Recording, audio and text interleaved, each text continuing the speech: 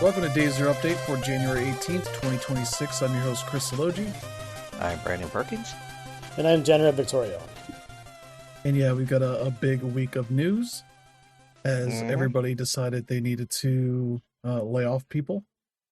There's a bunch of that stuff. We got some labor news, issues at Nintendo, and an update on that Rockstar situation.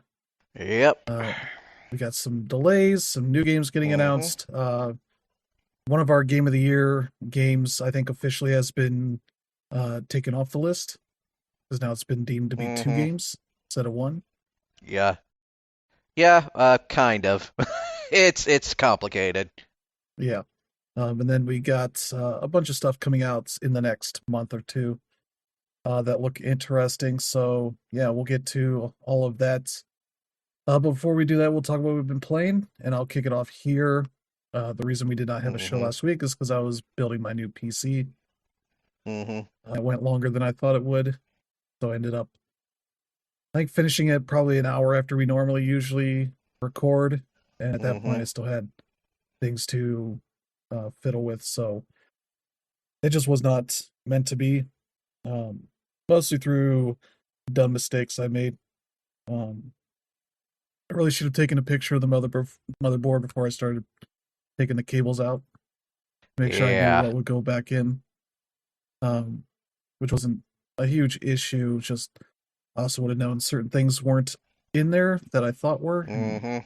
Searched a bunch of boxes for, did not find until I looked up the manual for the motherboard and realized, oh, that wasn't there in the first place. So, but yeah, got it working pretty well. So things are pretty good shape. The main game I've been playing to test it out is Euro Truck Simulator 2, a game that did not run great on my previous PC, which I think is partly because it's got very dense environments to navigate at, pretty good speeds, usually up to 60 to 80 kilometers an hour, driving around Europe, different places. And with the new PC, I have an AMD 9060 XT,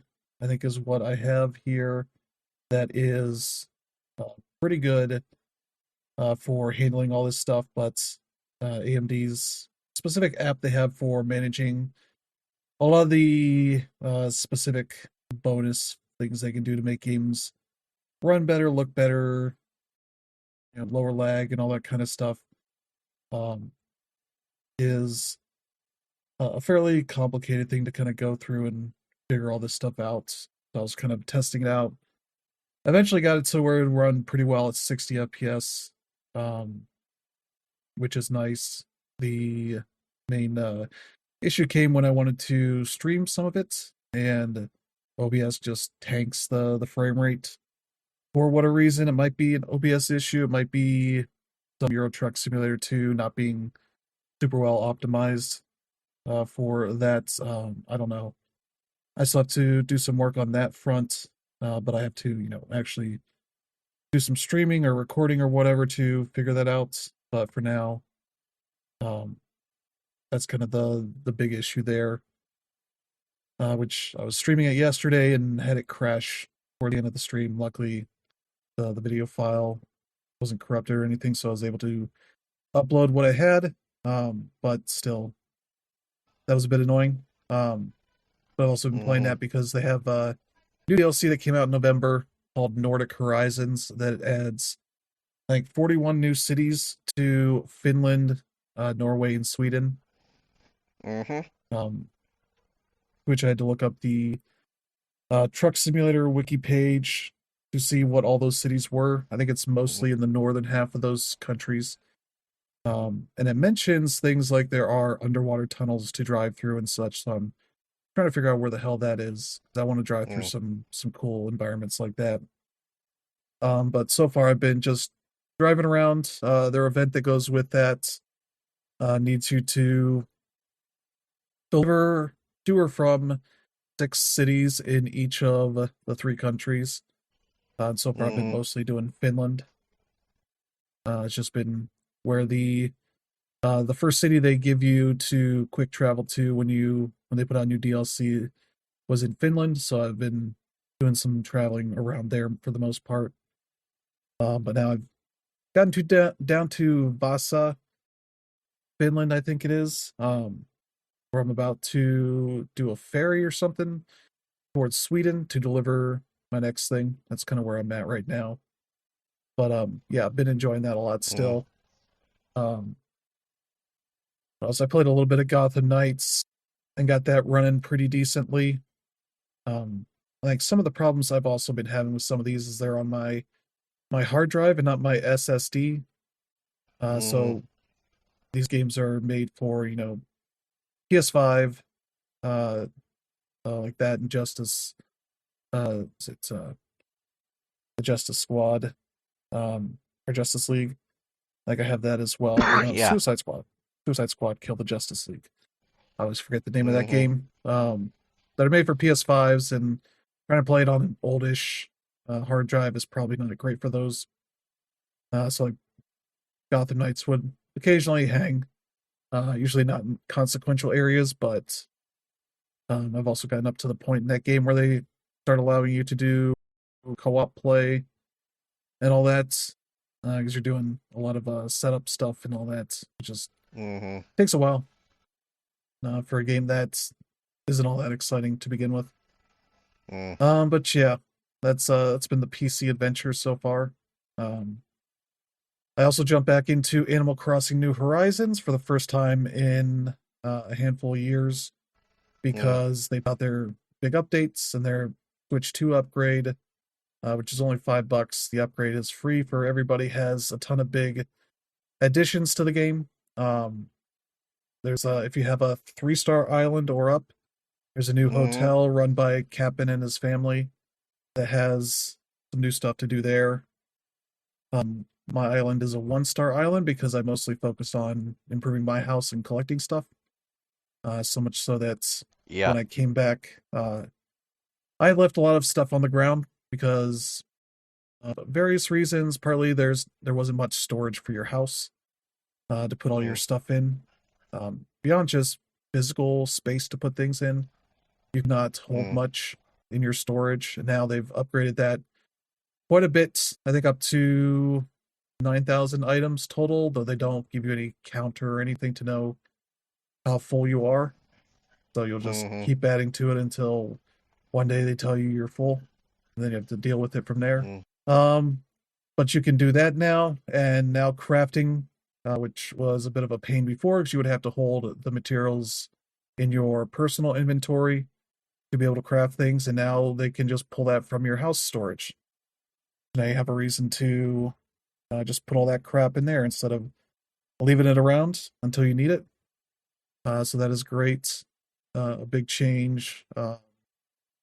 What else? They made a good change where you hold the L button on your, Joy-Cons or the Pro Controller or whatever controller you're using, and it will essentially lock you to a tile space.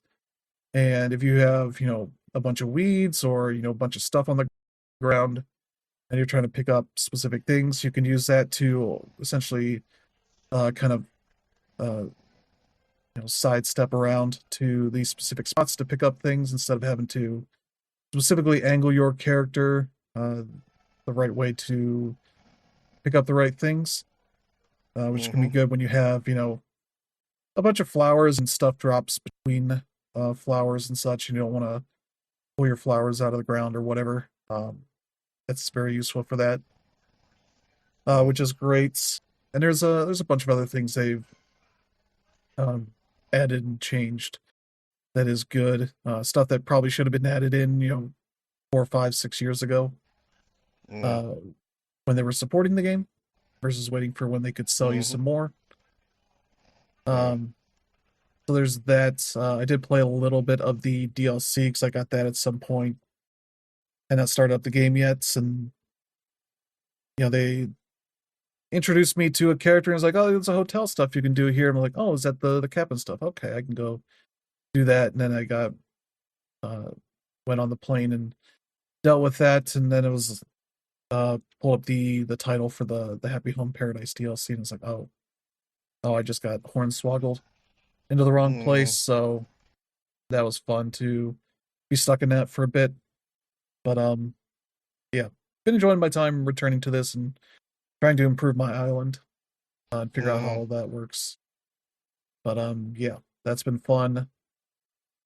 Let's see, the new game I've been playing is Big Hops. I got my PS5 code from backing it on Kickstarter and have been playing that for a few hours, and I've been enjoying that a good bit. I ran into one weird bug where the once you get out of the intro area, you get a backpack that can hold 4 items in it. Usually like, sandwiches or rocks or other stuff, whatever you're wanting to have on hand. It would not let me select anything to pull out of it, which is a bummer thing. It's not really a huge deal because, there's plenty of things around to use for whatever you need. So I have not. I played for a good hour or so after that until I figured out a fix for it, which ended up being going to the options. There's a weird option for analog movement of pulling it out, pulling the backpack out. So you kind of like hold the button down to pull it out, versus just hitting a button and it shows up, and that ended up seemingly fixing it. Though I went on the backer Discord and let the dev know about the bug in the hopes of getting a fix out there. And I think he figured out what the issue probably was. So I hope that is a thing that's solved. There's some little bugs here and there for that kind of stuff. Nothing that's been game breaking or anything so far. But yeah, that's been a fun 3D platformer where you're playing as this little frog dude who gets pulled into this whole other adventure than what he is kind of planning on at the beginning of the game. And you get kind of pulled into this whole scheme of this potentially evil guy who keeps you going along with the prospect of potentially, sending you back home if you help him out, which is a whole thing. And you go into this place called the Void to get to this next area, and that's kind of a whole fun bit. Think of those segments in the Ratchet and Clank games where you go on the small spherical planets to jump around on and all that, and it has like the magnetic platforms that you can walk around on, that kind of stuff. That's what that kind of felt like, which was pretty cool to kind of go around in and explore a little bit. And then you get to the first big area, which is this like deserty area where they kind of have a good bit of things to do around. Some little side place to explore. You're trying to find what are they called, like the drips, something like that. Which is I think the star equivalent of this, or the shine equivalent, kind of big thing you're trying to collect. But they're kind of freeform enough that you're collecting like little drip bits that can combine into a full drip thing that at every you see a bar that fills up while you're doing it. So that kind of, then you get like the little celebration bit like a Mario or a Ratchet and Clank or Jack and Daxter would do when they collect their big thing that they're trying to collect. And the really cool thing about this game is the movement is pretty well done. You get a lot of elements of things like Jack and Daxter, Super Mario Sunshine, maybe a little bit of Breath of the Wild, because you can kind of climb a little bit on walls. The neat thing is you can eat bugs that give you extra pips for the stamina bar. So if you're climbing up something that your regular bar would not be able to handle, it'll essentially refill it. Mm. Um, but it doesn't refill that pip. You have to eat more bugs to refill that, but you can stack up the bugs essentially to have multiple pips. So you can kind of get Mm-hmm. more climbing in through that kind of way, which is pretty well done. There's a really fast way of getting around. It's kind of similar to like the what you can kind of do with the like belly sliding in Super Mario Sunshine. So Mm. I think the way it works is almost a bit like Rocket League, where in Rocket League the if you don't have boost, the way you can get up to full boost speed is you do your forward um, roll jump 3 times essentially, and you can do that same thing here with sort of a full roll into a roll jump into the slide, into another roll jump into a slide, into a Mm. roll jump into a slide, get up to like full speed. And they have some race stuff for that, which is tricky because the way it controls is a little bit difficult to get at first. I tried a few times and then gave up for now. I'll probably go Mm-hmm. back at some point, but yeah, it seems like a big thing is you get these um, fruits or vegetables kind of thing that you can throw Mm-hmm. around to do things. Uh, it could also be like seeds to uh, cause vines to sprout out of the ground to give you a place to climb up to higher ledges and such. Though once you get to Mm. the first big area, it's the like pepper kind of thing that creates fires.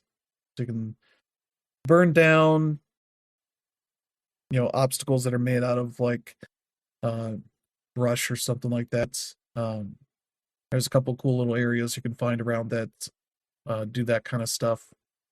Um, where it's like, oh, you burn this down to uh, cause the some areas it breaks it entirely, and others it's like it tamps it down for a bit so you can kind of get on top of it as it's coming back out. Kind of a like if you're pushing blocks in to a wall to create ledges you can walk on and jump on, that kind of stuff. But with a fire that's spreading that is pushing it down.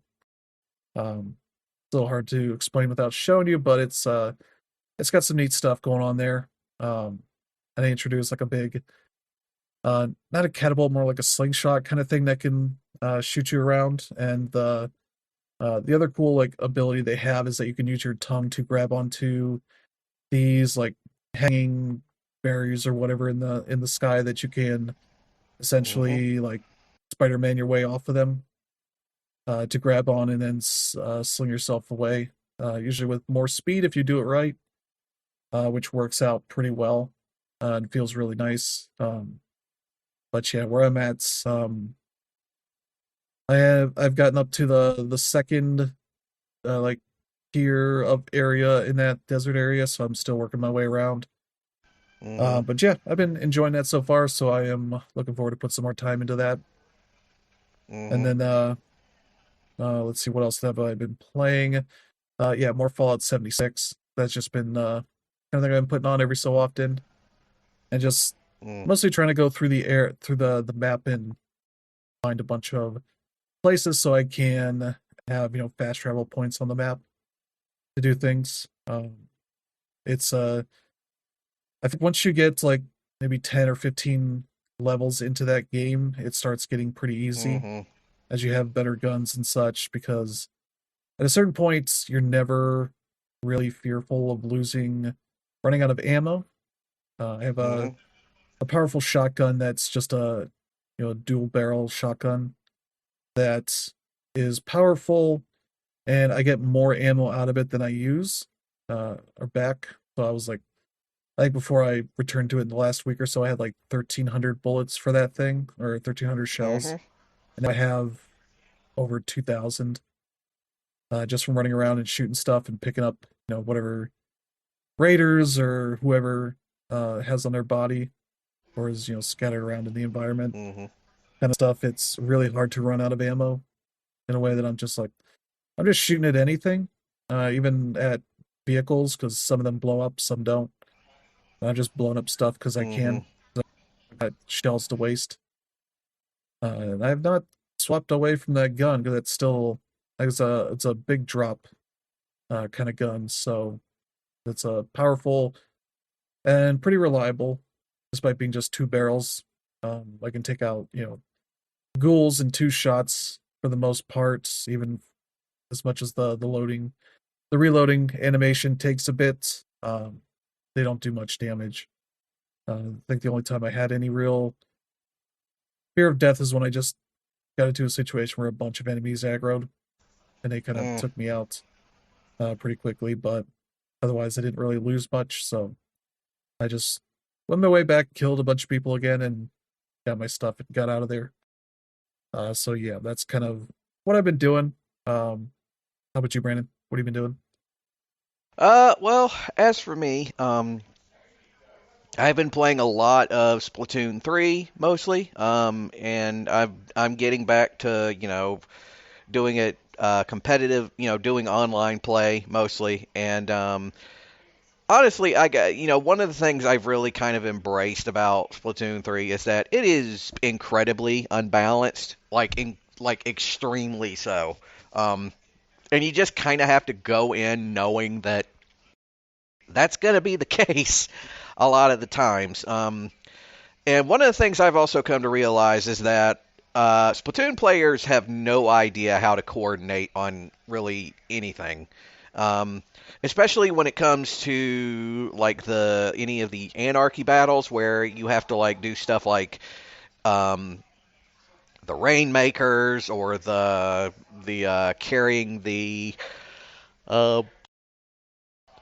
protecting the moving tower, stuff like that, because you would think that, because the whole idea is like, yeah, I got to take this thing and then I got to bring it over to this thing while trying to not die. You would think at some point a bunch of the players would be like, yeah, so when that happens, we kind of should like gather around that person and try to get as much ink on the ground as possible so they can get there as fast as possible. Not really. It's pretty much every man for themselves in that game, but I've come to just embrace it. And I'm slowly getting better at it and kind of realizing that some of the like bigger, more fancier weapons really aren't worth it. Like yeah, so be really good at like being really flashy, and they'll like take out a bunch of characters really quickly. But when you're doing like a turf war, it's basically just that doesn't really matter because the whole point is you're trying to get as much ink on the ground as possible, and going up against someone, you're a lot of times those particular weapons are completely useless for that kind of thing, really. But yeah, so I've been playing Splatoon 3. Also been playing more Mortal Kombat 1, not the old one, but the recent one. Been going through the campaign a bit more, and I was liking it up until the point they decided to get the multiverse bullshit involved again. Because I was like, for God's sakes, we already did that one time. We can stick with this current one for a while, can't we? But other than that, it's still like incredibly fun and entertaining. And I'm loving the fact that you can, they've just all the features that they've added to that game, from like the invasion stuff, which is like very sort of board gamey based, to the towers and all the other stuff. And just there's a bunch of content in that game, and I'm very much enjoying it. But one of the things I've also been playing, last but not least, because, I'm doing Splatoon online again, that also means, I've got my Nintendo subscription back online. And one of the things, of course, about having the Nintendo subscription is you end up having access to their digital library of games for the NES, the SNES, and the Game Boy. And I went to look on there, and I realized they actually have Devil World on there. And I have never actually played Devil World before. Like, I knew what it was. I never actually like played it for real though, because for those who don't know, Devil World is like the one Shigeru Miyamoto game that was never officially released over here in the U.S. because Nintendo of America had these really strict regulations about religious iconography in their games. It's the reason why, like, when you play Dragon Quest, you'll find like which of course in this case it up until recently was called Dragon Warrior, you'd find like all the like crosses and stuff heavily modified and everything, even though it's supposed to be that's exactly what it's supposed to look like. But basically, for those of you who don't know what Devil World is, it was Shigeru Miyamoto's like first console exclusive game, and it came out in I think it was in 1984, which was about let me see, yeah, a few years after Pac-Man had come out, and when you look at screenshots of this game, you think, oh, this is like a Pac-Man clone, which is kinda, but not really. Mostly because Miyamoto decided to go at this game from a completely different direction than, the classic Pac-Man game is. Because if you remember in classic Pac-Man, you got the Pac-Man, you got the maze, you got the dots, you eat the dots, you eat the ghosts, you know how it goes. Devil World is different in the fact that, for one thing, the mazes are bigger to an extent than the ones in Pac-Man, but they're also simpler, at least starting out. And also because, unlike in Pac-Man, where you eat the dots and eventually you can eat the big dot and that gets you to eat the ghost, the board is like littered with all of these crosses. You actually cannot collect the dots in Devil World until you pick up the cross. And on top of that, the cross also gives you fire-breathing powers, because you're playing like this little dragon dude who, for whatever reason, decides to attack the Devil World for something or some reason. So you actually have like a projectile attack to go up against any of the enemies that come at you instead of just, eating them.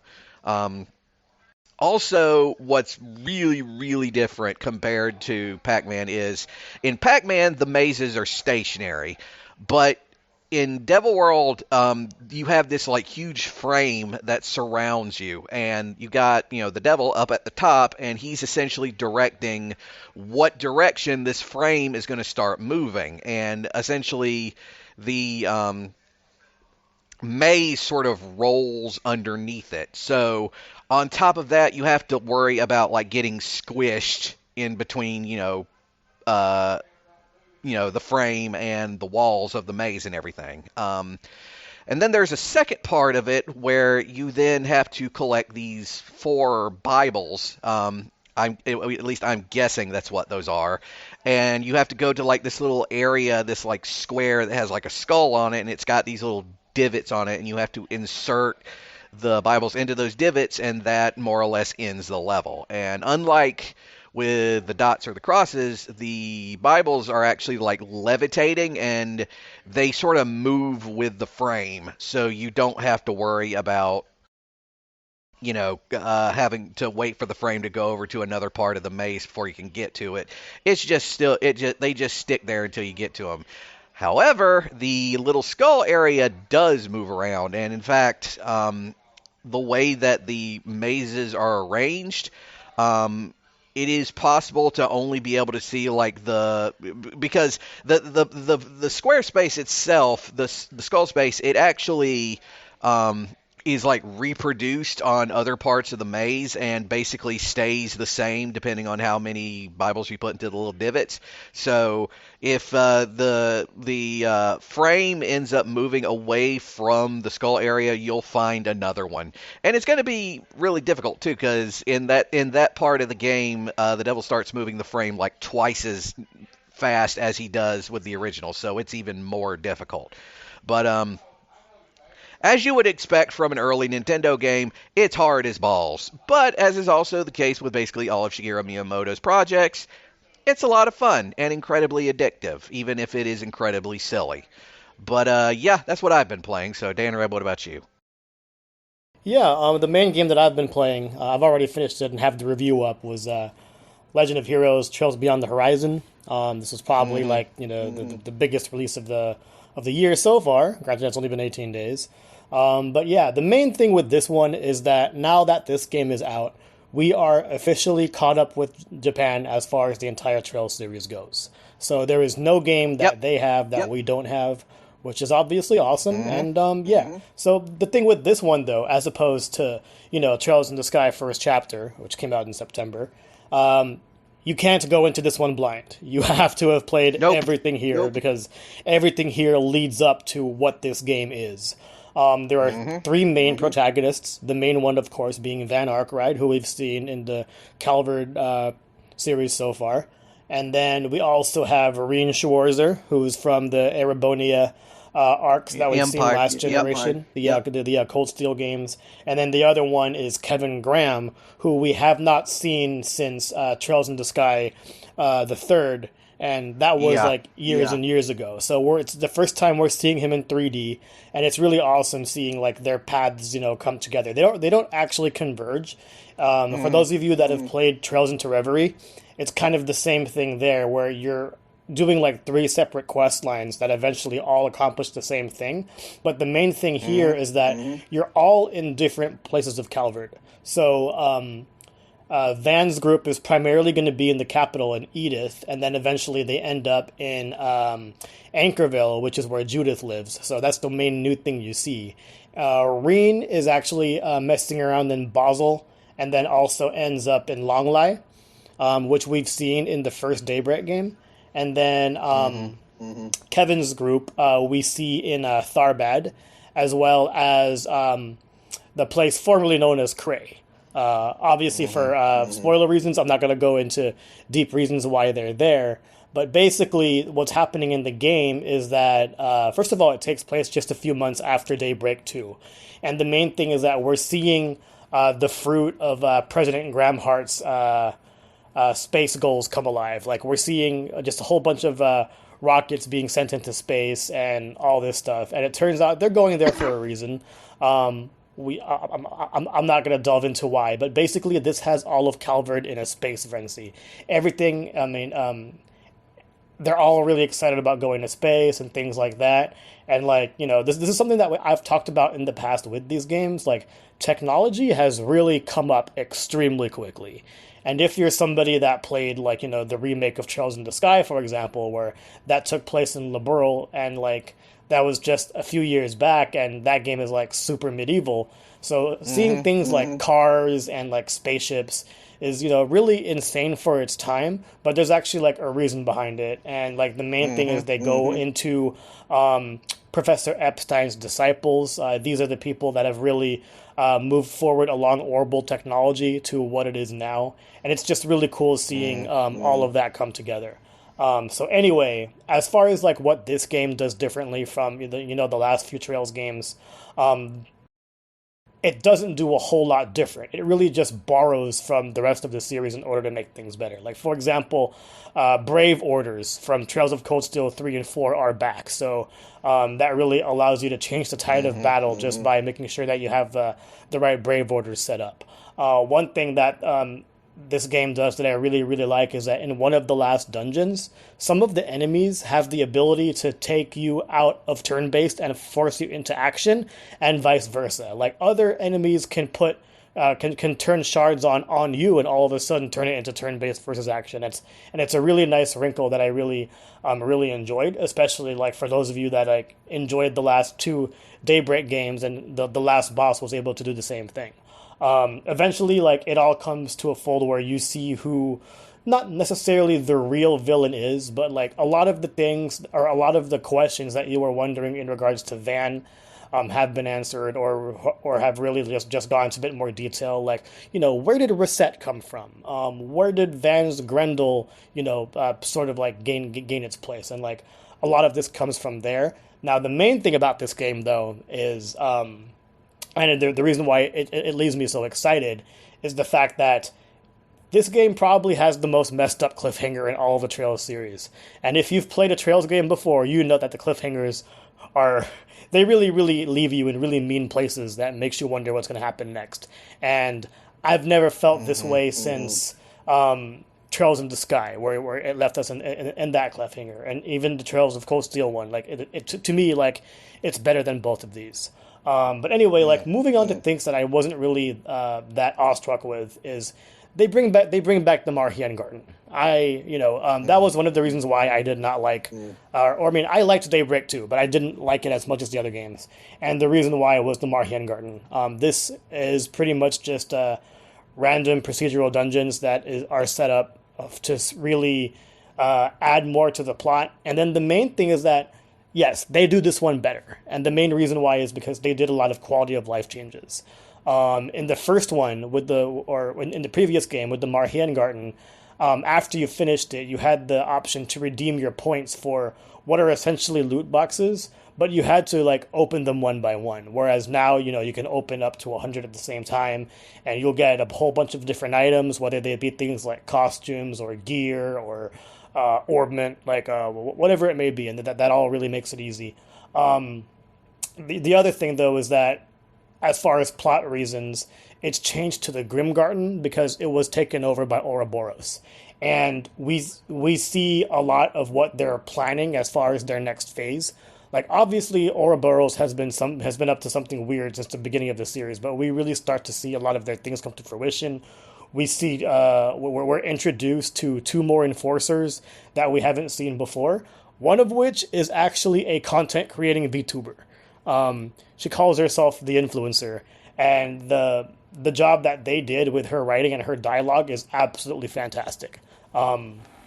It's definitely going to, probably cause a little bit of a rift between, the older Trails fans, but for what they did, it's clear that the Falcom, or not the Falcom team, but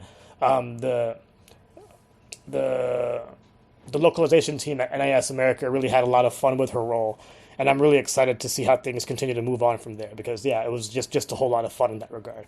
But, yeah, the main thing with this game is that I rolled credits at around 75 hours, which you might think is a lot, but actually for a Trails game, that's pretty short. This is actually the shortest Trails game in the Calvard arc so far.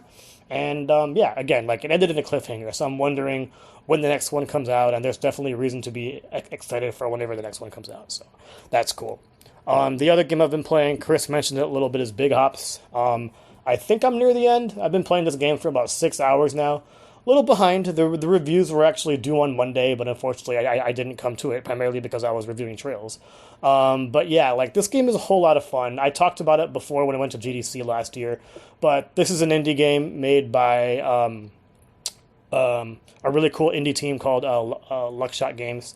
And basically they took what made games like Super Mario Odyssey really fun. Like the cool thing about the game is really Hop's movement.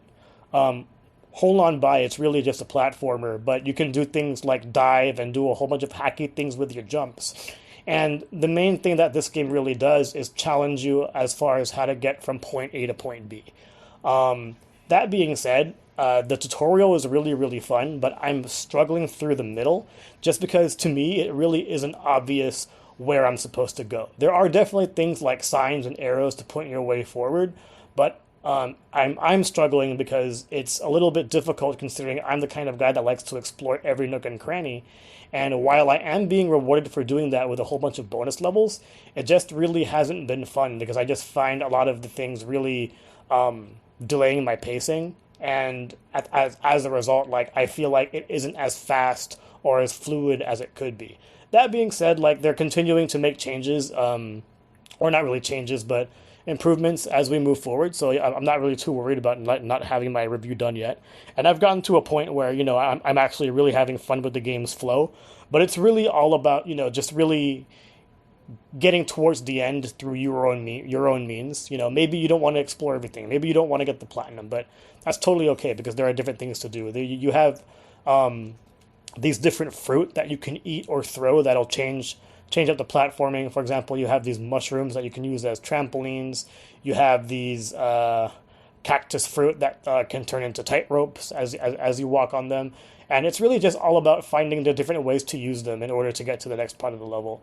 But anyway, like as I wrote in my review in progress, one of the other things that I don't like is a lot of the characters in the story are super condescending, which is weird considering like Hop is just like this chill and happy frog who just wanted to explore things, and like they seem to be going for an angle where it's not really the best thing to leave home, but at the same time it's like you want to find some enjoyment in every level you're in because that's really what platformers are, just really enjoying the environment and getting used to them. But yeah, it's been interesting as I go. It hasn't been as fun as I hoped it would be from the get-go, but it's also all about really finding it as well. And aside from that, been playing some other stuff that I can't talk about just yet. But yeah, it's been pretty busy. All right. All right, so yeah, let's get to some subscription news as we have a new update for the PS Plus game catalog for extra and premium members with a new set of games. Some really interesting stuff here. So start here with PS5 and PS4 for Resident Evil Village. So the most recent Resident Evil game, you can start playing it if you have not done so before while you get ready for Requiem next month. So that's one you can check out. And yeah, that looks like that should be cool. Along with that, for PS5 and PS4, Like a Dragon Infinite Wealth, the most recent Like a Dragon game. That is, yeah, the second Ichiban game, more RPG stuff. I don't know if it has the big issue that that 7 had, which is the big skill check in like what, chapter 12. Whereas like if you haven't been fighting constantly, you're going to be there for a while. Yep. This one I think has more side stuff to do, and I've heard very good things about how much it improves on what the original or the first one did. There's that. Let's see, for PS5 and PS4, we got Expeditions, a Mud Runner game. This is the sort of scientific expedition kind of Mud Runner game. You're exploring these different environments to set up these whatever science things you're doing, I guess. So that seems like it should be neat. If you need a lower tier game, there's A Quiet Place: The Road Ahead for PS5. This is I think it's like a spin-off of the movies, highlighting a unique survivor story after the invasion of deadly creatures. So that could be neat. We need something that you probably did not play. Let's see, for PS5 and PS4, there's Darkest Dungeon 2, which is, I've heard good things about this, but it's also not like a substantial improvement or anything over the original. But I do believe it is like 3D environments and characters and such, so a bit of a different vibe to it. So that could be good to check out. And for PS5 and PS4, the Exit 8. This is the I don't know if it's a Japanese game, but I think it must be a Japanese developer, but it is a sort of narrative horror game of sorts where you're exploring this underground subway passage that you're instructed to look for anomalies. And if you spot an anomaly, you're supposed to go back to where you came from. And if everything looks okay, you kind of continue on. And you're supposed to do that essentially 8 times to get to the 8th exit. And get out of there. And it gets harder the further you get in. Yeah.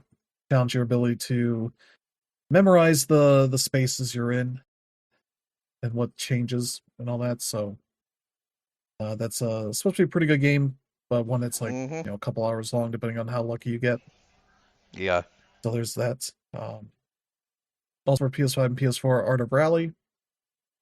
The very neat looking sort of stylized rally racing game from the creator of Absolute Drift. This one seems pretty cool, so I might check that one out. And then last one here, PS5 and PS4, A Little to the Left. This is a really good puzzle game if you are the sort of person that likes the idea of organizational puzzles. Because this features a bunch of puzzles from things you would have around your house to that occasionally a cat shows up to maybe fuck with you while doing them. Some of them are simple things like you have the little tray you might have in a kitchen drawer and sorting all your random objects into the spaces and figuring out where they should all go, to having jars with stuff in them and organizing the patterns that they create from one to the next and all that, and a bunch of different little puzzles that are really well done and worth checking out. And I think there's some DLC for that as well. And they also have a daily mode that gives you, I think they're randomly generated, but they give you a random puzzle or maybe a couple puzzles a day to solve, and sort of like the some of the daily puzzle stuff that has been big in the New York Times and all that. So that's one I would definitely recommend out of these if you want that kind of game. And then for premium, they continue to just have one game here, but they picked a good one, Ridge Racer, for the premium tier. Yeah, great arcade racing game, a great launch title for the original PS1. Well worth checking out if you have not, or even if you have, because it's a very good game. So yeah, that's your lineup, and yeah, has some cool stuff. So anything here you want to check out, Brandon? I'm definitely getting Darkest Dungeon 2, because I've been wanting to play that one for a while. Other than that, it's going to be a wait and see. How about you, Danner?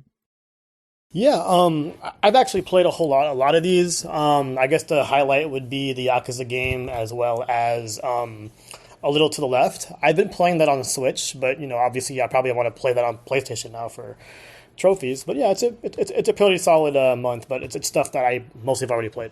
Yeah, I think A Little to the Left is a tough achievement or trophy game because it has a number of trophies tied into that daily mode.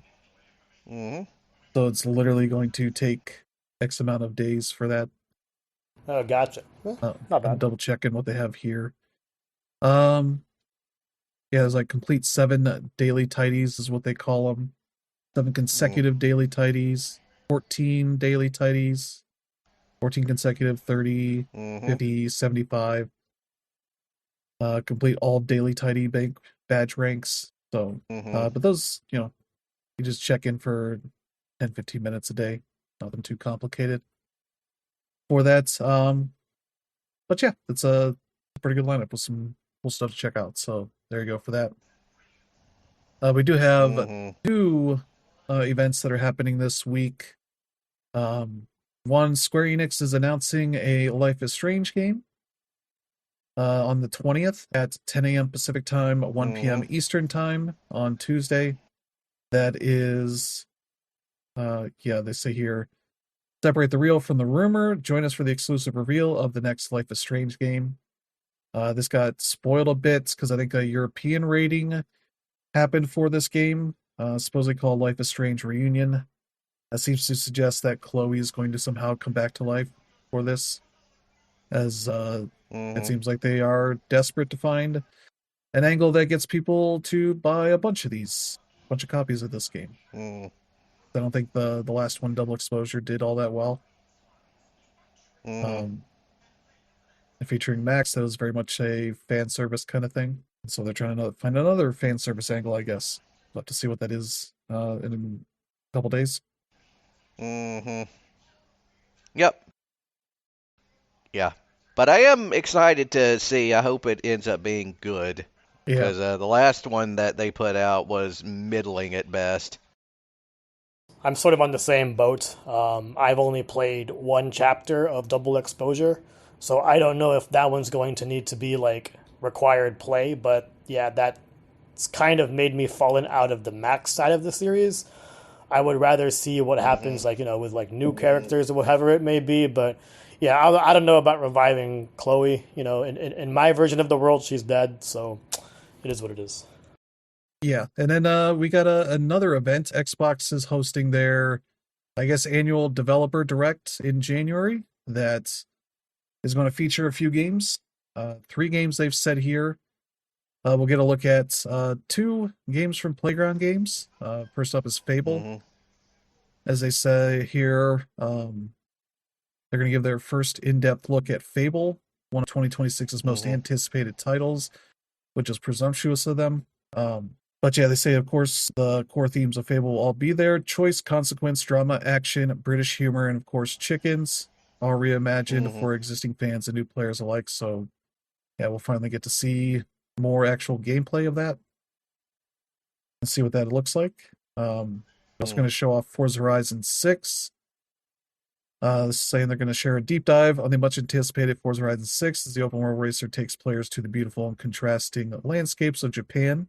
It'll deep dive into a very first look at gameplay, including reveals of new features and how Japan comes to life in a stunning new installment. So we'll see that. That's supposedly out maybe in a few months, at least on Xbox and PC. I think the PS5 version will be probably by the end of the year.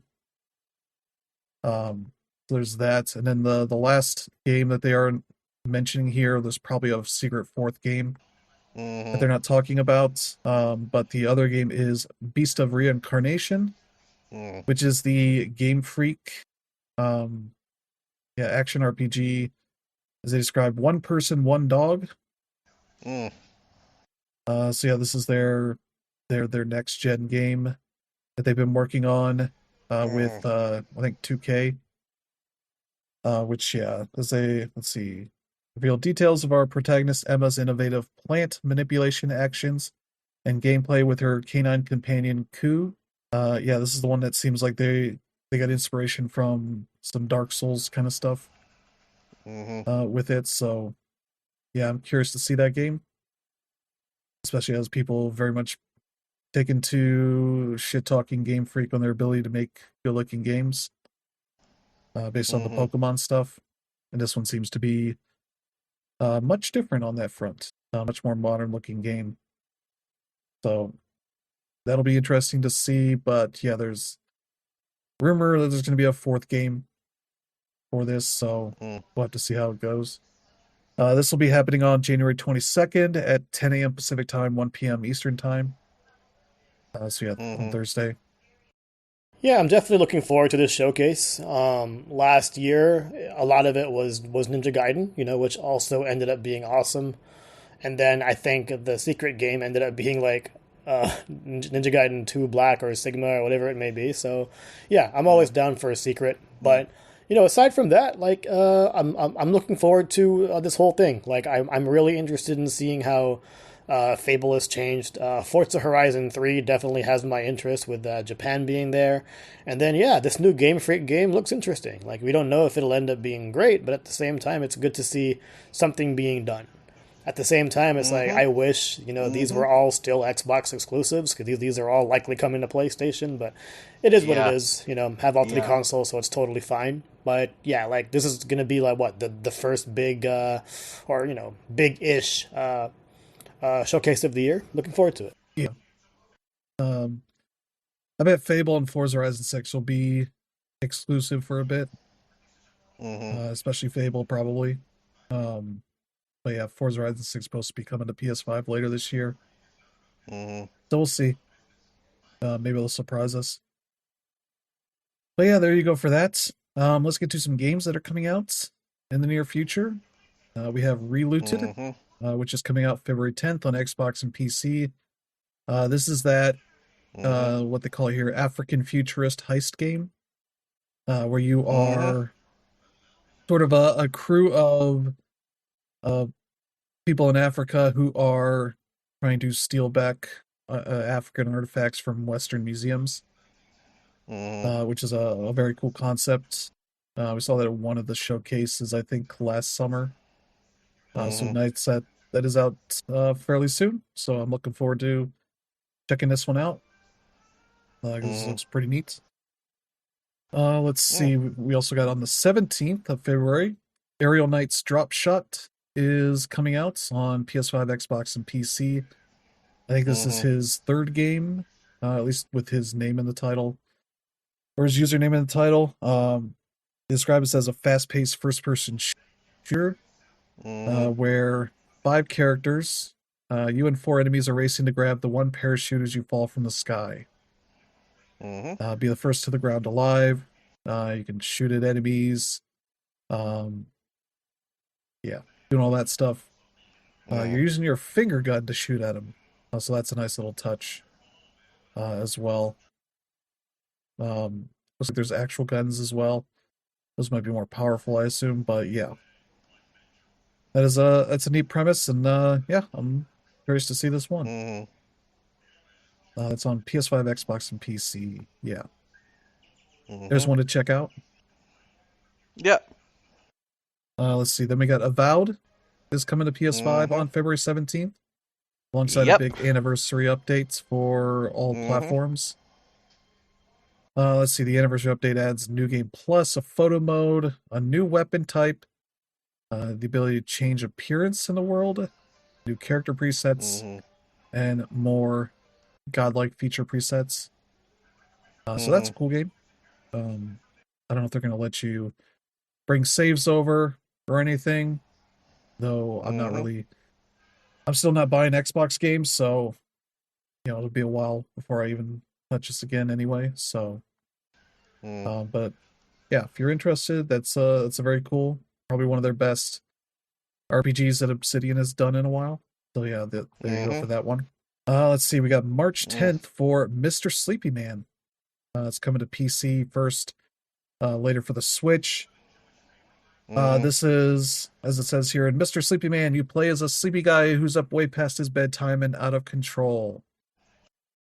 Welcome to Bedtime Mm-hmm. Town, the perfect place to get a good night's sleep. But you're kind of causing chaos and going around as like sandbox 3D platformer kind of thing. That looks really neat. I know we've talked about this a little while ago. But they finally have a date, and this still looks pretty cool from the trailer they show here. This looks Mm-hmm. pretty fun and wacky, so I'm looking forward to that one. That'll be out in about 2 months. Then let's see, yeah, we got some delays here. The Seven Deadly Sins Origins was supposed to be out probably next week, the 28th, yeah. And now they've delayed it to March. Mm-hmm. Citing closed beta test feedback that was far more extensive and in-depth than our development team had anticipated. It seems like they want to work on some things before they put it out for everybody, which is always good when you can try to fix up some things that people didn't like. So, yeah, it's going to improve controls, combat system, and user interface and user experience stuff. So Mm-hmm. that's probably good to do. And also getting delayed was Coffee Talk Tokyo, which was supposed to be out March Yep. 5th. Will now be going to May 21st. Mm-hmm. Yeah, they're gonna. Yeah, it says it'll allow the team to further polish the experience and make sure everything feels just right when players finally step behind the counter in Tokyo. So yeah, Mm-hmm. just more time to keep working on it. And yeah, that's Mm-hmm. your date stuff. So anything you're interested in there, Brandon? Well, I mean, obviously, Coffee Talk Tokyo. That's the one I've been waiting for that for a while, but I kind of figured it would get delayed. Um, Avowed, I wouldn't mind being able to play that again when it comes over, and Drop Shot looks pretty neat too. So yeah, that's about it. How about you, Dan Rip? Yeah, I pretty much echo that. Coffee Talk Tokyo is definitely an interesting delay. They moved out of Pokemon Pocopia's place, and I think they would have people double dip there, but it moved to and I think a less crowded spot in May. So I'll definitely have my eyes on that one. I don't know what they'd polish. Like it's always been about smart writing and just making ideal coffee, and I don't think you can Hmm. really mess that up. But the delays are hardly ever a bad thing. So I'm definitely looking forward to hoping that one is good as well. Avowed, don't really care for. Reloaded, I never heard of until today. Aerial Knight's Drop Shot is interesting. They are a small developer that I've followed for quite a bit, and the thing that they specialize is stuff that you can learn in 5 minutes, but is hard to master. And this one definitely looks like it's in that same zone as well. So I look forward to trying that out if I have time. Yeah. So yeah, we got some more news. We got a game called Work Work Work announced for PC from Toge Productions and Mojiken Studio. That is the developer of A Space for the Unbound. So this is their new game, which is described as a retro pixel art adventure game where you experience the surreal cycle of work, life, and death. Find clues, gather information, explore the Trigetra company to discover the truth and find out that maybe there's more meaning in working and living. So Hmm. basically about capitalism, I guess, and all that. So That's an interesting idea for what they got here, and yeah, the screenshots show some pretty interesting looking gameplay, some cool art. So yeah, that looks really neat. No date on that one, so probably going to be a while yet. But yeah, I guess this is essentially expanding on a game jam prototype they made a few years ago that was called Test Test Test. So that seems pretty neat for people to check out whenever it's ready. And yeah, let's see here. We got some news on the 100 line Last Defense Academy that has been given an update, I guess, that now classifies it as a 1 and 2 pack. Yeah. Claiming that it is now 2 games in 1. As the 100 line Last Defense Academy depicts the first 100 days of your school life, while the 100 line 2 depicts the 100 days that follow. While this structure has been in the game since its launch in 2025, they're acknowledging that it is a 1 and 2 pack containing the first game and its sequel. So that's a weird thing to announce about a year later. Yep. Yeah, I mean it's a funny marketing beat. Like, Brandon and I have like sort of known this, but it's also like not something they really call out. It's kind of like how I mean, I wouldn't call it the same, but I liken it to it. It's like when Thunderbolts came out, and then a week later they said it's like the new Avengers. It's like, yeah, but okay, it doesn't really make it any better or worse than this movie already is, and it's the same case here. Yeah, it seems like the update they're working on will enable players to start the 100 line 2 without clear data for the 100 line The Last Defense Academy. So you don't Okay, need that's to, interesting. Sure. play through the first half. Yeah, that's starting the sequel unlocks the chapter select feature, which allows players to freely move to the start of any dates or to points before or after branching paths. Yep. So you can probably make it a little bit easier to go through all the endings, I guess. A little bit. There's some serious corollaries to that because the way you get some endings can be a little esoteric, I won't lie. Yeah. So yeah, there's that. They're also releasing a soundtrack with 112 tracks via streaming platforms. Should be available now. There's going to be a physical version that has 88 of those tracks. Yep. Selected by the composer. Blue songs not featured in the digital version. That are available on April 24th in Japan. So, yeah. Seems like they might be doing some more stuff because they're going to have a little what they call the first anniversary class festival to celebrate the game's 1 year since release in Tokyo. So that'll be interesting. Maybe they'll put it on more platforms. I don't know. I feel like they've been like, we're only on Switch and PC, and if we have to go out of business, that's what's going to happen. It's like, boy, that's a bold plan. Instead of putting it out on, PlayStation and Xbox as well. But okay. Speaking of interesting business decisions, with Yakuza Kiwami 3 and Dark Ties coming up, Sega is not delisting Yakuza 3 Remastered. Instead, they're going to remove the option to buy it separately. Unless you, and the only way you can acquire it's once Kiwami 3 launches, which I think is on, when is that? I think the 16th? The 12th, February 12th. You only be able to buy it in the series bundle, the complete series bundle that is $129.99 normally.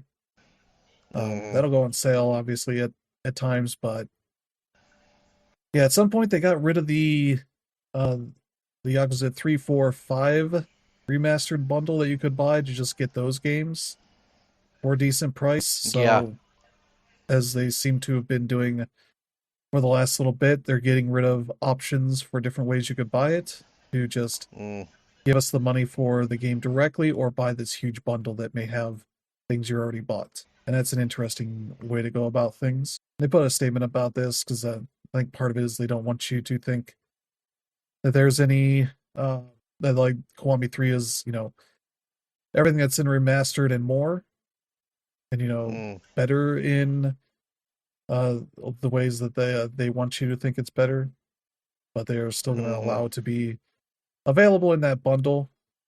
So at least there's a way to go get it that isn't going and buying the physical version of the game. Yeah, the physical Yakuza Remaster Collection, which has all three of those on there for $30 normally. So that's the thing you could do as well. But yeah, there's Sega continuing to do weird things with Yakuza, especially because it's a franchise that has a new name now. 'Cause it's like a dragon, but they're still fucking with all these Yakuza games and not changing the names of any of those. So it's just a very weird situation they're in. So there you go. There's your Yakuza update. Yeah, unfortunately, the community finds themselves in a bit of a crossroads. I am pretty much like one of the new ones because I pretty much got in with 7 or Like a Dragon, and just seeing a lot of the comments people are making, especially with 3. Now, first of all, like, I have no qualms with Sega and RGG saying that, yeah, this will be the new definitive version of 3. I totally get that, but whenever you make a new version of something, people are always just going to just go back to the original for whatever reason. And it doesn't really look like Sega is like deterring it. Like, yeah, they are by delisting it, but at the same time, like, there are alternative ways to get that original version. So that's a little weird there. But like, seeing at the Game Awards where, they've announced it wasn't RGG, but it was like that new Yakuza-ish game that's being announced, and it's pretty much being developed the way they would have hoped prior to Ichiban coming out. Yeah, the community is in a weird place, but at the end of the day, it's like this is still a game that I'm pretty excited for, and it's just unfortunate seeing like this kind of rift being thrown into the community. Yeah. So yeah, there's that. There's even people that want 1 and 2, the PS2 versions, to be released with subtitles and the original Japanese language voices. Yeah. Which is like yeah, that would be cool for preservation's sake, but I doubt they're going to do that anytime soon. Maybe the next go around when they're trying to update things. I don't know. Just to make it even more confusing. But yeah, that's your Yakuza update. Next up, we have a cool bit of news. GOG has been acquired from CD Projekt by the co-founder of GOG and CD Projekt, Michael Kaczynski. He now has full ownership of GOG.com, and has said that he is going to keep it going as it has been and kind of keep that mission going of preserving games and making them available without DRM and all that. So that's cool. I think he's been blogging on occasion as well, expanding on what their plans are and all that. And he said he's not intending to change anything with GOG, so that's cool to see. Because that'll be interesting to see how they do, because CD Projekt Red's work has been the thing that's buoyed them for the most part, because The Witcher and Cyberpunk have generally done very well enough to make whatever they do with GOG kind of good either way. Did not need to make money on its own, so now it seems like it probably will have to, but I imagine they're going to try to figure out how that's going to go. So we'll see. But that's kind of a neat news. We can get to the rest of the industry news here, where it's kind of a bummer for a lot of this. Yep, get ready, folks. Here we go with the layoffs. Yeah, Meta, as we have suspected, they've spent a lot of money on their VR departments for a long time and have not really gained anything from that. I think the headsets do well, but the games do not match the way that the headset sells. And so they've gone to a point where they have they're cutting over 1,000 jobs across the Reality Labs division, who oversees all their VR hardware and development stuff. And that's involved at least 3 major studios they have shutting down. There's Twisted Mm-hmm. Pixel, Sanzaru Games, and Armature Studio. Yeah. 3 studios that have done a lot of cool work over the years. Twisted Pixel kind of being I would say the definitive XBLA developer on the Mm-hmm. Xbox 360, because they made a handful of games that were really interesting and unique in the way that they did everything there. I mean, Mm-hmm. the Mall, which was probably their most chill game there. Mm-hmm. Then they made Explosion Man, which was kind of the game that put them on the map as a really fun and challenging, platformer about a man exploding Mm. that is full of fun gags and all that. You pause the game and go to the one screen and you hear the donut song. Um, Mm-hmm. that's really good. And you get to the end of that game and you get treated to a very fun, FMB sequence that is really well done. Then they made Comic Jumper, which is just a game that is about eras of comic history, making a bunch of absurd uh, gameplay sequences to go through Mm-hmm. with your character and just a lot of wacky stuff going on there. That is pretty Mm-hmm. fun.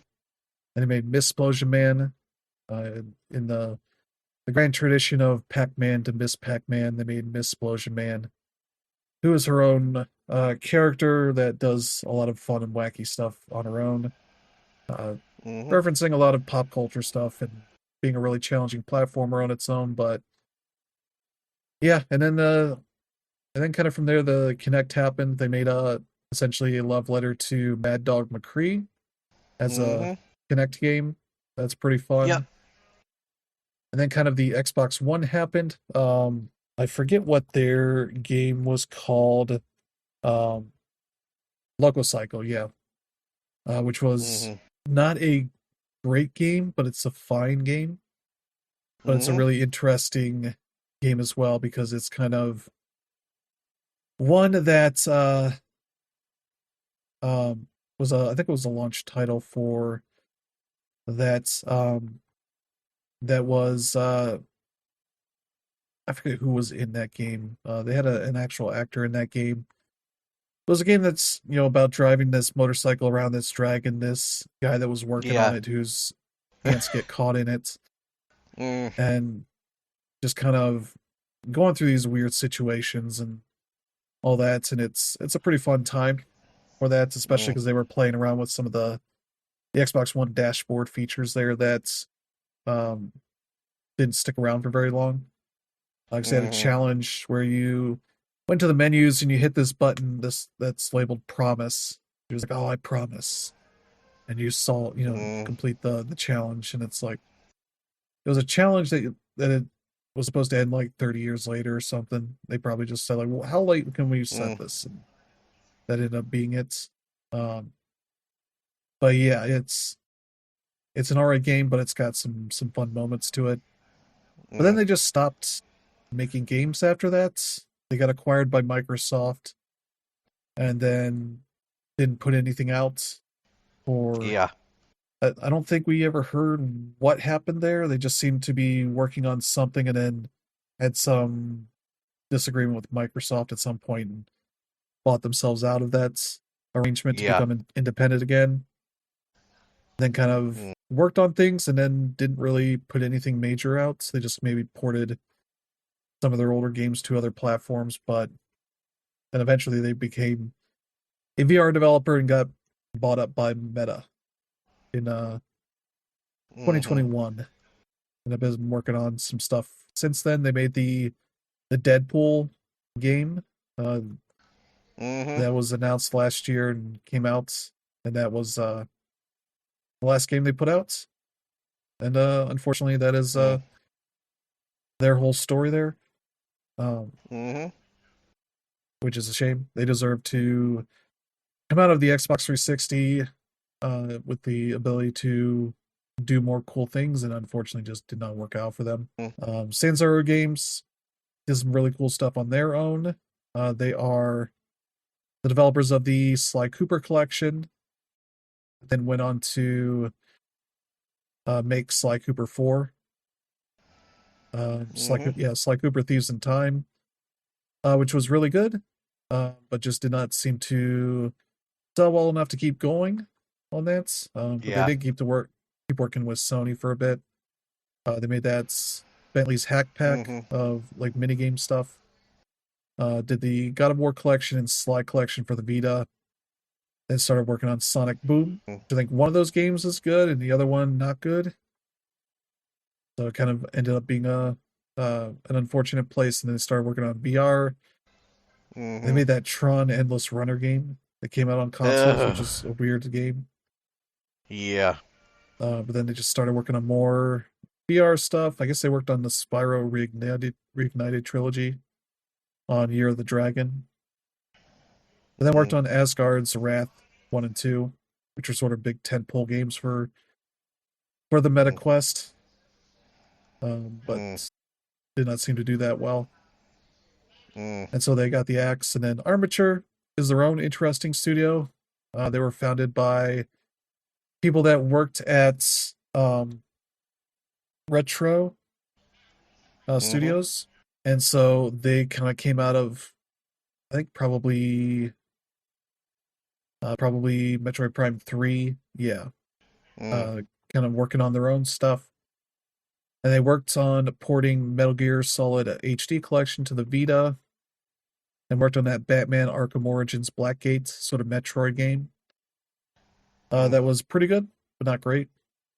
And worked on more ports of stuff to Injustice, Gods Among Us to the Vita, The Unfinished Swan to the PS4 and Vita, Borderlands The Handsome Collection to PS4 and Xbox One. Then they worked on Recore for Microsoft, one of those early original IP games for the Xbox One that unfortunately didn't really turn out well.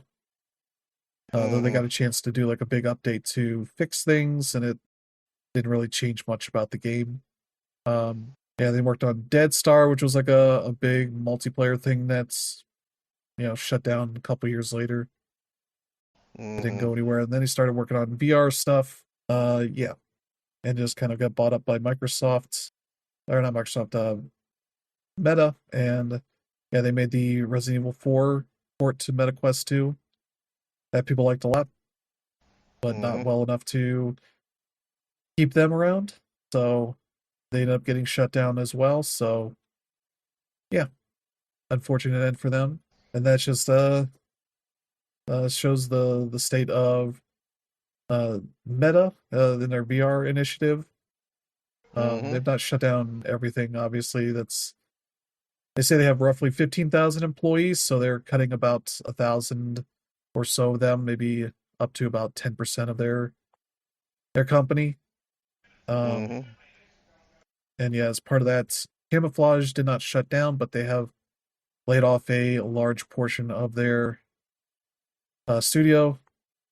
As is described here, the studio is now reportedly made up of just a handful of employees. Camouflage worked on a bunch of interesting games. They worked on Republic, which was that sort of stealth action adventure game. They also made a VR version of that. That was pretty neat. They worked on the Iron Man VR game for PSVR. That was really well done.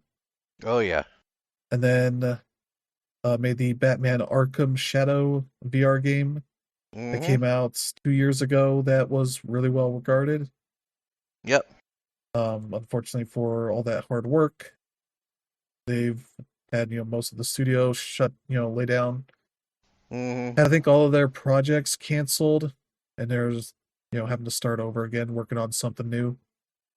So fun times for them, and just kind of makes me annoyed that Meta has become the steward of VR.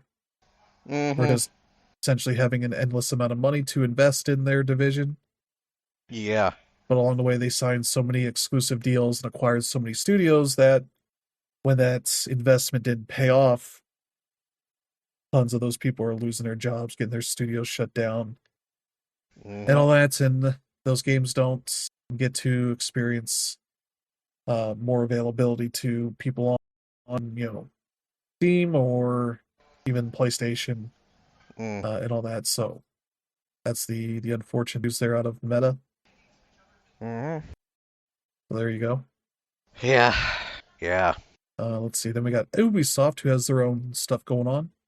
Mm-hmm. They shut down Ubisoft Halifax, Yep. a mobile team that had announced they were unionizing back in December. Yep. They claimed they had decided that they were going to be shut down before the unionization stuff happened. Mm-hmm. So who knows what the reality of that is? I'm sure they will look into that. And I believe the union is negotiating with Ubisoft on the terms of their, what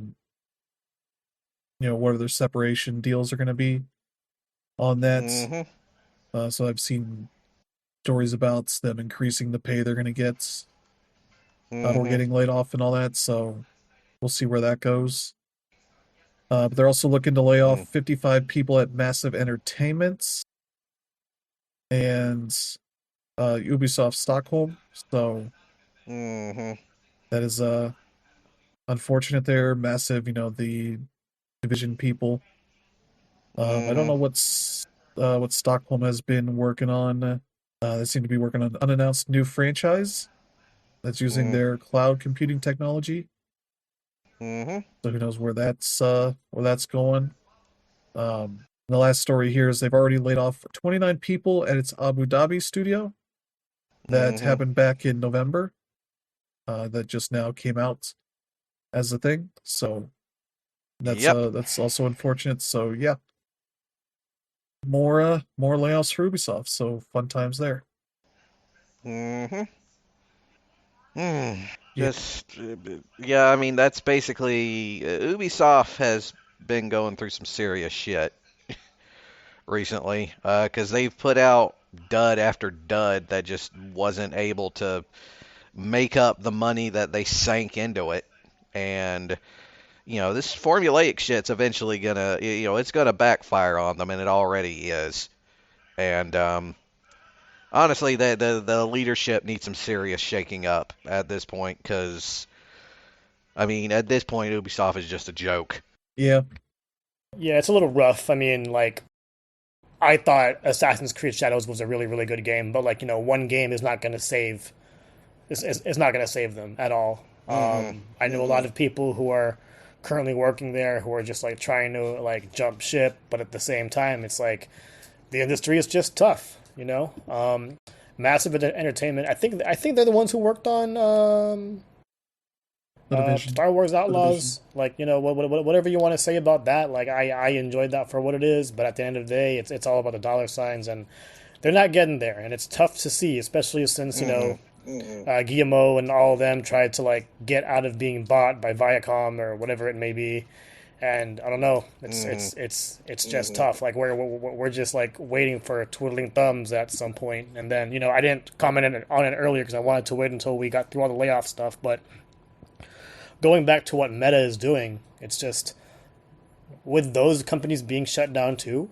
I don't know if VR is like a thing anymore because yeah, like the headsets do well, but if the software isn't, what's the point of even supporting it?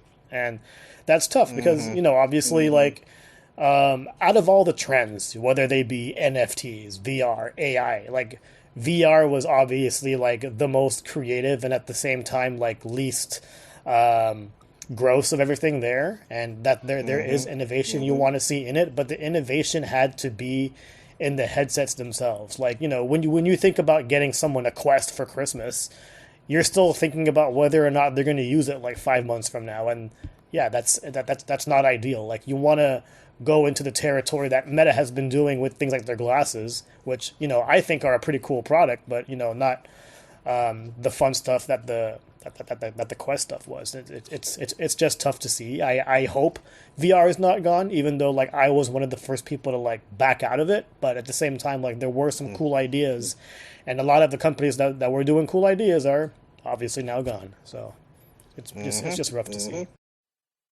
Yeah. And like Ubisoft, like Massive Entertainment, one of their top people there, Julian Garrity, has just left for DICE.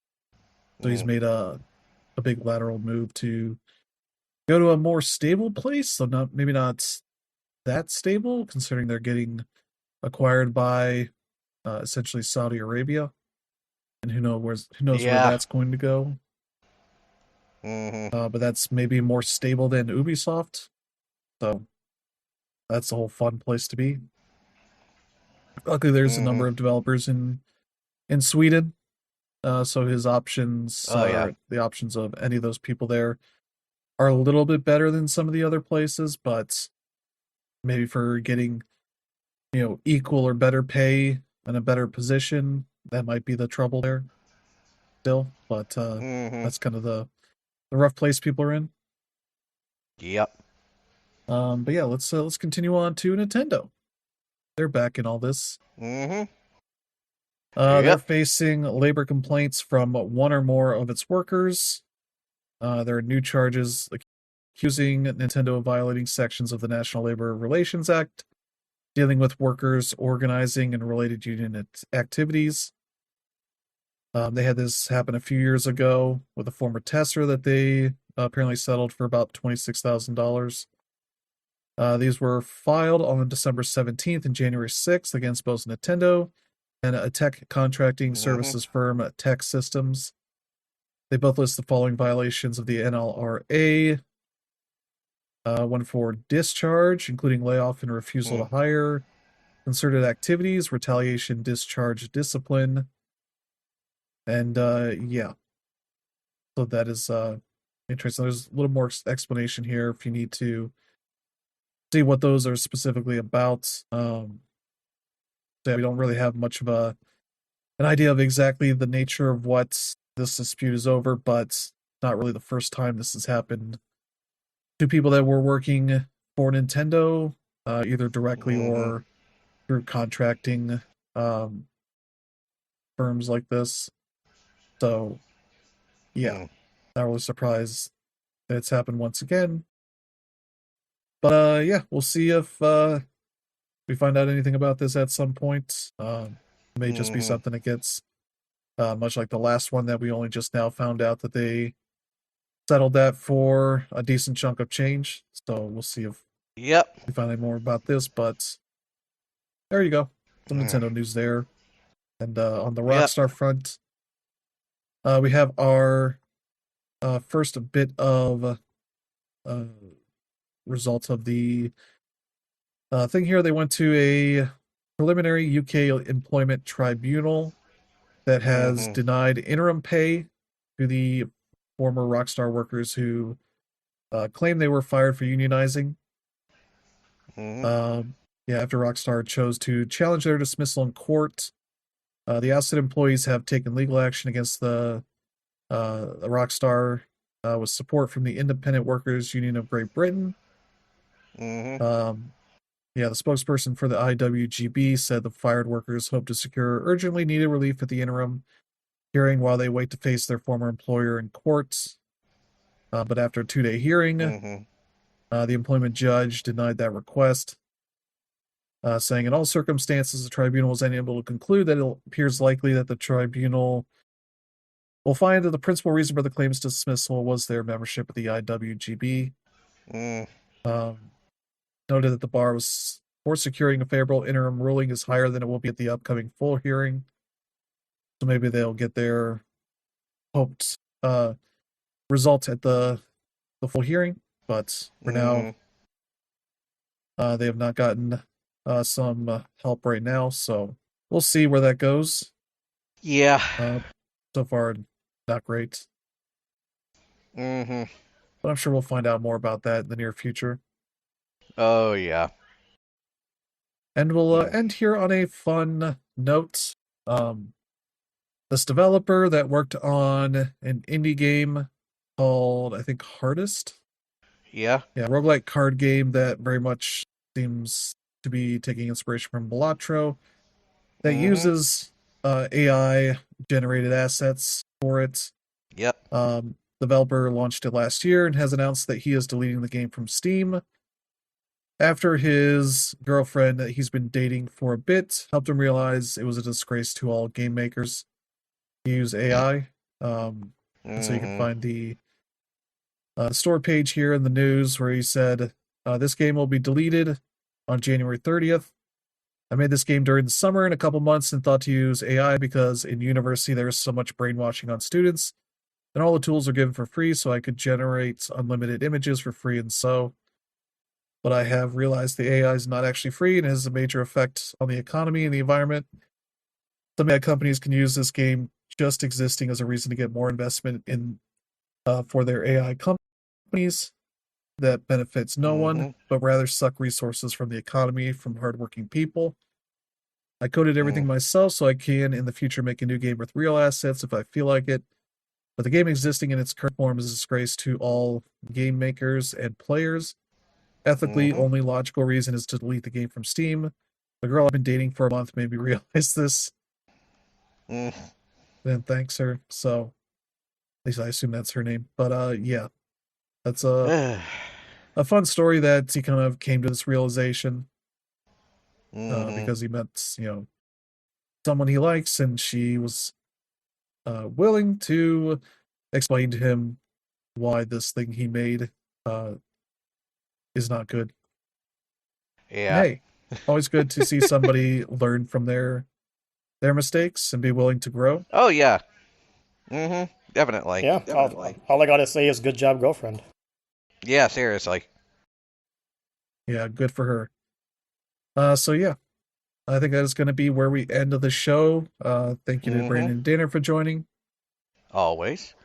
We got a bunch of more things that'll happen. Yeah, we'll have the developer direct to talk about for next week, as well as whatever this Life is Strange game will be announced. So we got that, as well as I'm going to see what games are supposed to be out this week. Oh yeah, Mio Memories in Orbit, Arknight's Enfield, that free-to-play gacha shooter, I think it is. Final Fantasy VII Remake Intergrade on Xbox and Switch 2. Hermit and Pig, that fun little Earthbound looking game. Escape from Ever After. I think that's the main ones I saw. So yeah, some interesting stuff coming out this week. I'll probably check out Mio. That one has looked good for a while since I played that demo. But yeah, thank you all for tuning in. If you enjoy the show, let friends and family know they should check it out, and select strangers who are always willing to learn from their mistakes, whether from their own learning of new information or others helping them to learn things. So that is always good to see. So yeah, thank you all for tuning in. Hope you have a good week ahead. We will see you all next time. Have a good one. Bye.